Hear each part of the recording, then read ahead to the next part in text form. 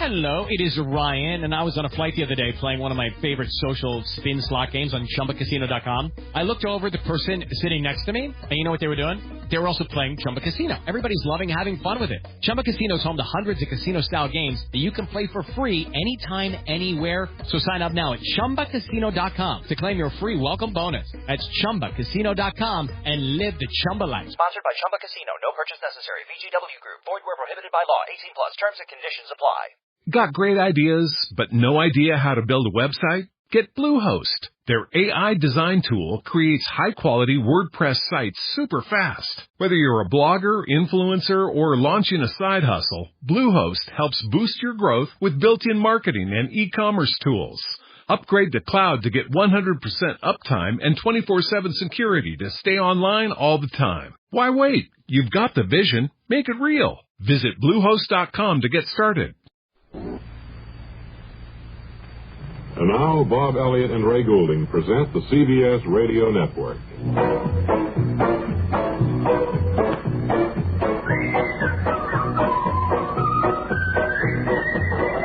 I know how much you folks enjoy listening to that theme, but we have such a packed program that we have to get to it right away. Half the time we allow too much of the theme to be played, and then we never finish what we start out to do. Do you remember the trouble we had just trying to get the famous ceremony of locking the studio door back a week or so ago? It took 3 or 4 days before we got to that. So we want to get everything taken care of today. And Mary, you've been out shopping? Yes, I've got everything now. I was picking out some drapes, and what I'm going to do is I'm going to drip candle wax over some old wine jugs or lamps on the table. Well, you could start that right now. It takes a long while. Different colored wax. I think I saw that one place one time, and I liked it very much. It's rustic appeal. Yes, we're going to have a roaring fire in the hearth and all. Hey, Mary. Yes, I brought the boys in today because we've been working on a new vamp. Oh, one that features a vocal by the Smoky Valley Boys. I'd like to have you give it a listen. I guess there isn't much I can do about it. They're all set up. How are you, Pie Plant? Fine. Fine. All right, well, let's hear it. Go ahead. Go ahead.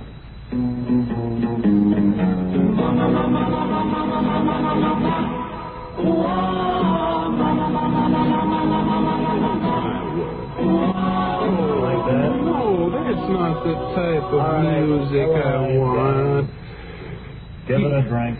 Indeed.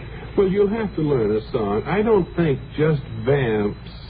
Well, we're going to get the songs as soon as we can, but we got to get the intros down. Well, mark my words, you'll get no job until you have an entire song. You can't audition with vamps. I think you've got more to worry about than hiring the entertainment right at this point.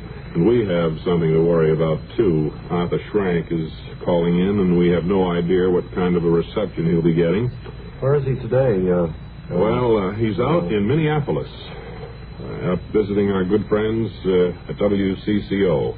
He's in the office of Larry Haig, station manager there. And let's call in Wally right now and see, Wally Ballou, Wally Ballou, I'm right here. The habit I call into. I wanted to call in Arthur Schrank, who is standing by. You like sugar donuts? Well, once in a while, Wally, yes. Fine. What does that have to do with anything, though? Huh? Well, all right, forget it. Arthur Schrank is at WCCO in Minneapolis. Come in, please, Arthur. And I want to say one thing. Everybody.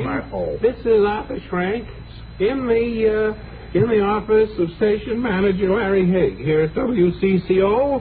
I'd rather prefer you call me Mr. Haig. All right, Mr. Haig. Yes, sir.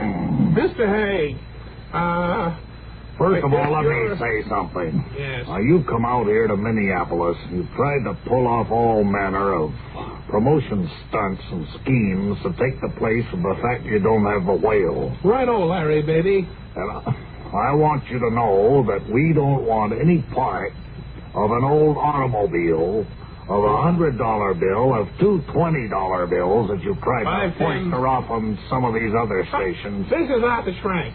Tuna fishes or sharks we don't want. We either want the whale or you can get out of town.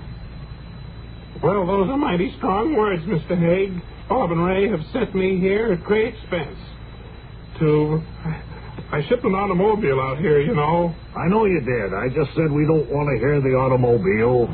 Don't want to see the shark, the tuna fish. You don't want anything then, right? Not you flashing $5 bills around. All right. Making off like that's a big promotion stunt. Real Squaresville, Bob and Ray.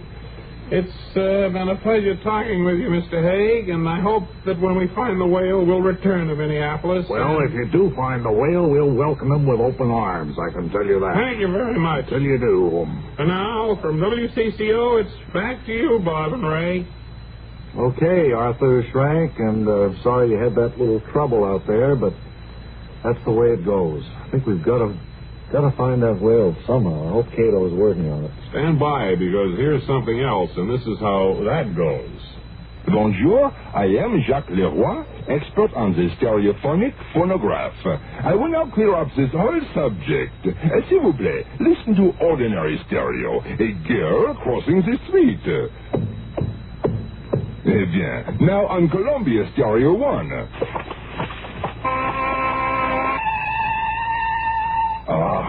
That was a pretty girl crossing the street. Quelle différence! The fantastic Columbia Stereo 1 phonograph gives you all the realism and excitement of a live performance. What in a moment, mademoiselle. Oh la la. Oh, pardon.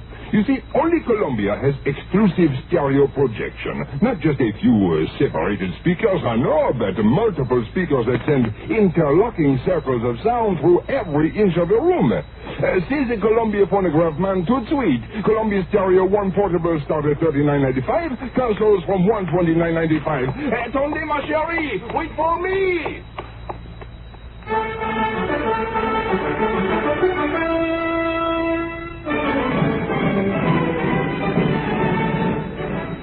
Hi, and welcome to Bif Burns Sports Room again for a comparison of today's major leaguers as against the baseball players of years ago. We have as our guest James Needles Dunbar, ex-Major League star, who hit an average of .568 back in 1908. Welcome to our microphone, Needles. You could take every Major League player around today and dump them in a Chesapeake Bay. Well, how about the managers and the coaches, Needles?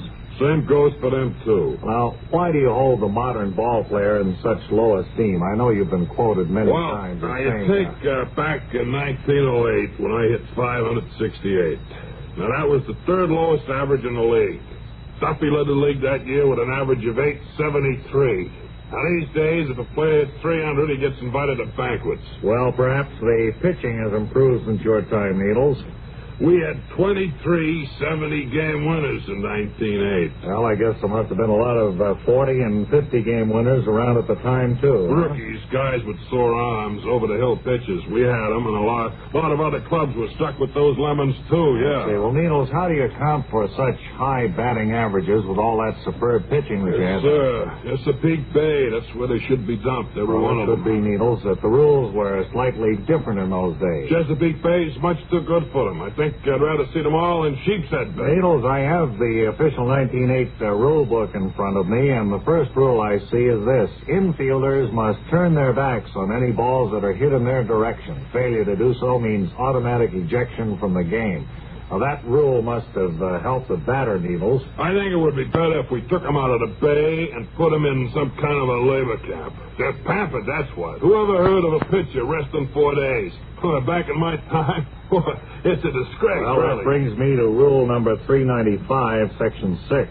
Says the distance from home plate to the pitcher's mound is 12 feet, with the mound rise no more than 60 inches. It's a shame they shut down Devil's Island. The pitcher shall deliver the ball in such a manner that the speed shall not exceed 4 miles an hour. There at Devil's Island, they'd probably try to escape it. As you know, no one gets through that swamp. And remember that. Needles, a quick check of the official 1908 rulebook shows there are other advantages that the modern player doesn't have. For example, I see a foul tip counted as a home run and a swinging strike counted as a triple. Four-armed crybabies is what they are. We never complained back in the old days. Tough is what we were. And it says that the umpire often gave a batsman permission to circle the bases without even coming to bat. Tough. Now that's the key word. We had a pitcher, Dutch Weffer, who drowned at the beach on his day off. Next afternoon, he pitched a shutout. Thank you, James Needles Dunbar, for being with us here at Bif Burns Sports Room. And you can be sure your suggestion about starting a third major league on Devil's Island will go unheeded.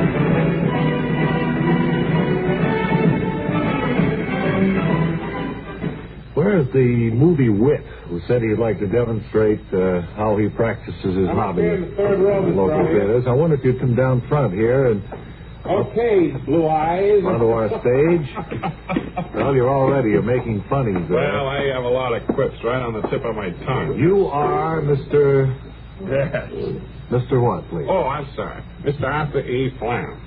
And if I can call you Arthur? Well, most of my friends do. You listed on the card that you are a movie wit. Now, does that mean you write for motion pictures, comedy pictures, or you find humorous things in movies?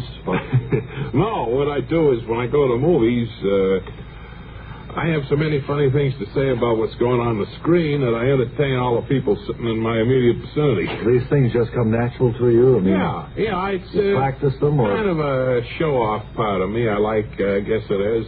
And I'm quick-witted, you know? Well, I can understand, but don't the people sitting in your near proximity kind of take a little... Oh, well, once in a while you might run into some crack or tell me to dry up, but by and large... I think it would take their minds off the picture to have you continually making statements about the picture. Well, I'm not there worrying about what they think. I'm there to really make them laugh and to have fun, really. Well, now, knowing that you were going to be here today, your card was processed early this morning, we've gone to the trouble of setting up a projector and acquiring a portion of the motion picture to see just how you do go into operation, how you work.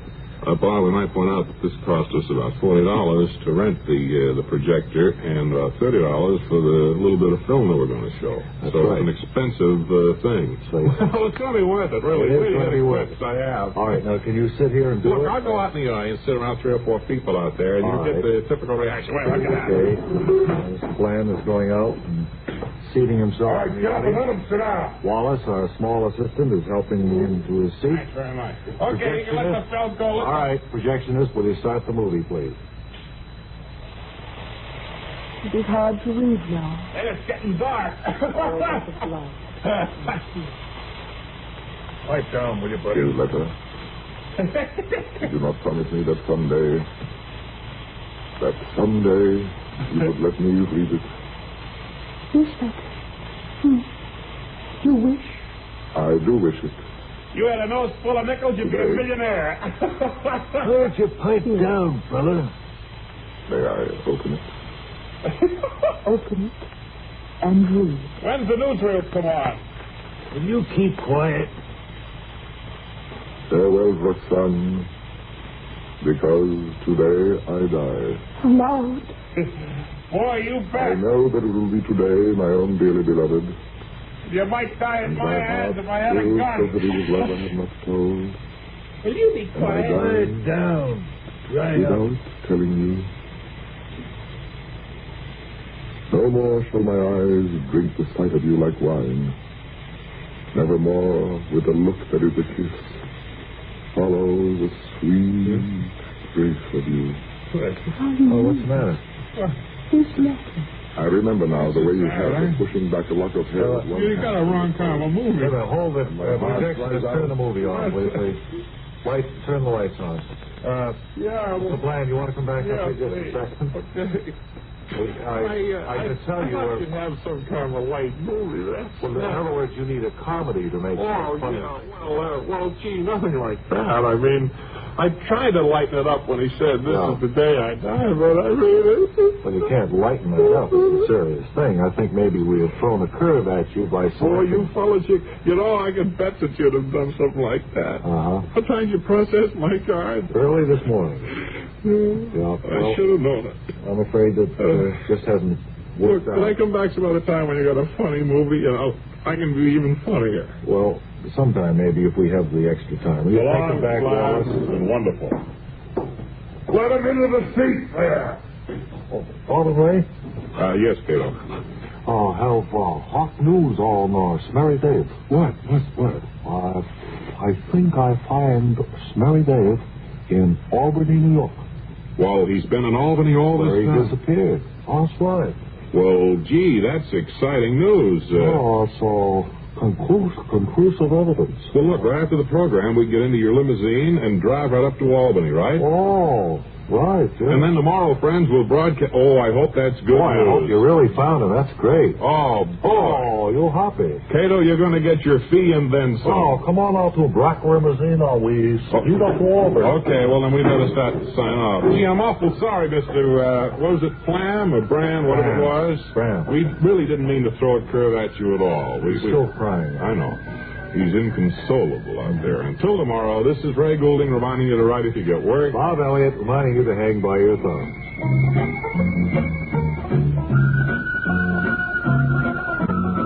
Art Linklater's House Party, another weekday jamboree on the CBS Radio Network.